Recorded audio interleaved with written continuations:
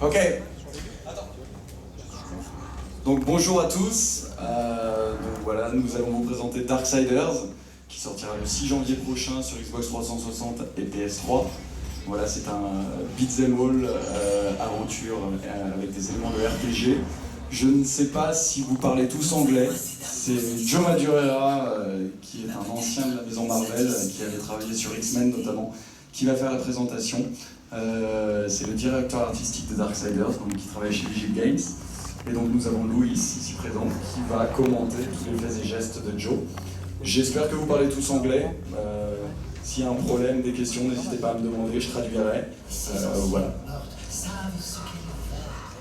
Welcome everybody to Darksiders.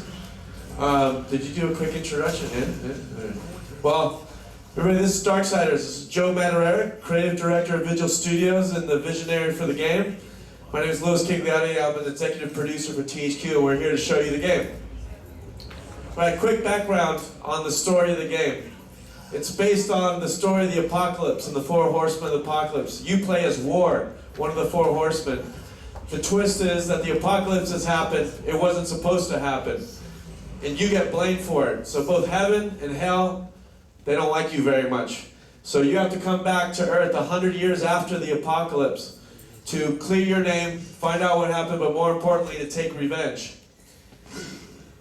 This is a third-person action-adventure game. So we had some of the tenets of the genre in place. We have some very nice linear style, well-narrated gameplay. But we wanted to evolve the genre. So we decided to create these types of levels throughout the game where you go from a linear type of gameplay that's typical of the genre to these more wide-open, exploratory types of levels where you can see, you can interact with everything in here. Cars, trash cans, lampposts, mailboxes, everything in this game you can interact with, and everything is a weapon. If you can pick it up, you can kill with it. That's what we do. And Joe here is going to show you some things that are important to the game. One of the things that was important was we didn't want this to be a hack and slash. A lot of games in the genre, you run up, you hit a button over and over again with one or two weapons. We wanted the depth of an RPG from an inventory standpoint, but we wanted it to be fast-paced, not slow.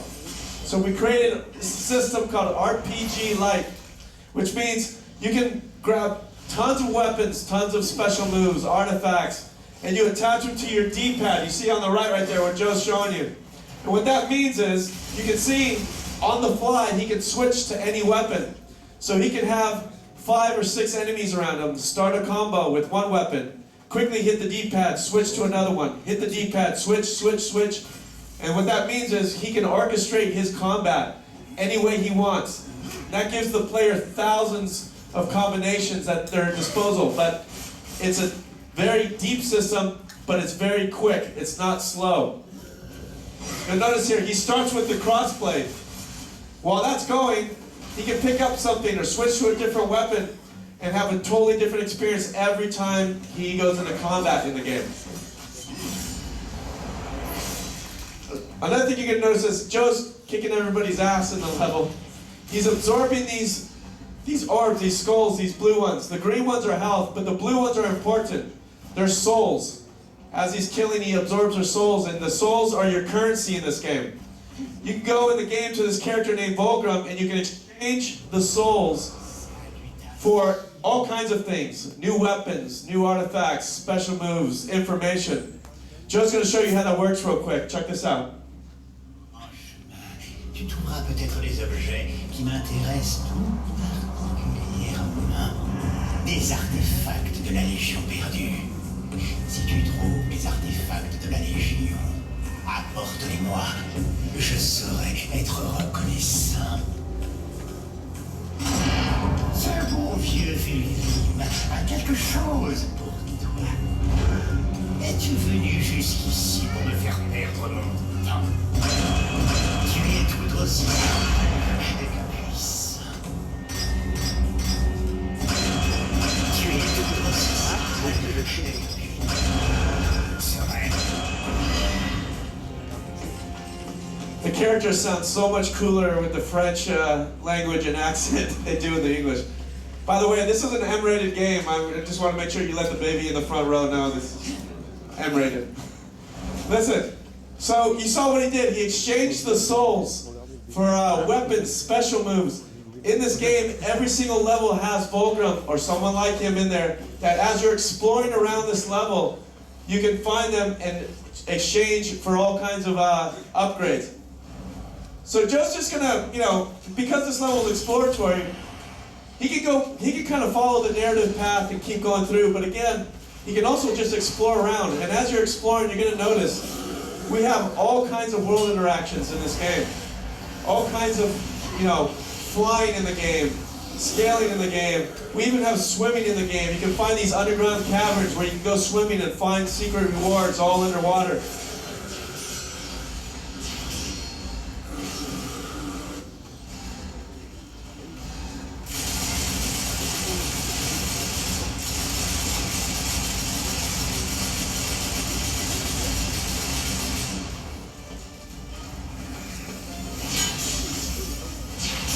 You see Joe over there on the D-pad, pulling out the special moves he has. We're going to show you something real quick. One thing we're very, very proud of in the game is, from Joe's vision, from his artistic vision, and anybody who knows his artwork knows that everything is larger than life, an epic scope and scale. But going from, paintings and drawings and concept work all the way to the in-game graphics in 3D, that's very difficult to do and to sustain that level of quality. We're very pleased with how the game's looking and how the job that's been done on the art front. Joe's going to grab this artifact called an Earth Caller to show you something. When we say epic scope and scale of the game, we want to show you what we mean by that. Check it out.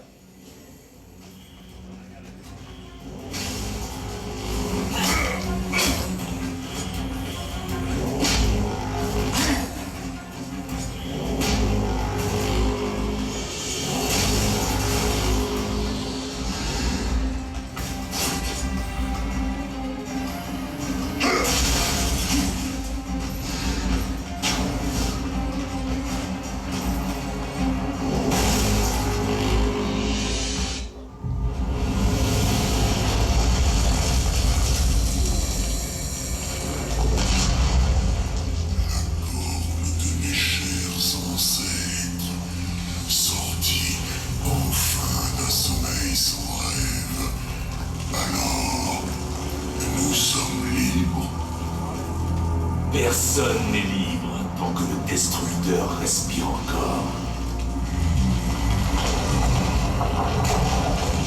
Le destructeur, oui.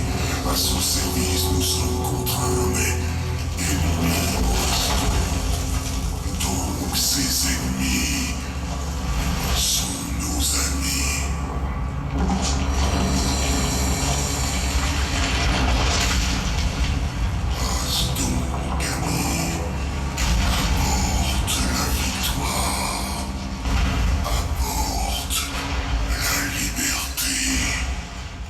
Okay, that's what we mean by epic scope and scale.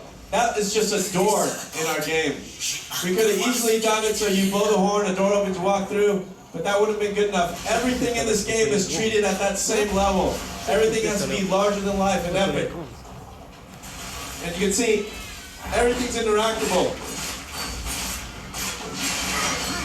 But Joe's gonna kill a couple guys real quick, and then he's going to go inside the building that you didn't have access to before you used the Earth Caller, where you're going to see how the game transitions back into a traditional linear style of game, and then opens back up to another larger exploratory outdoor level.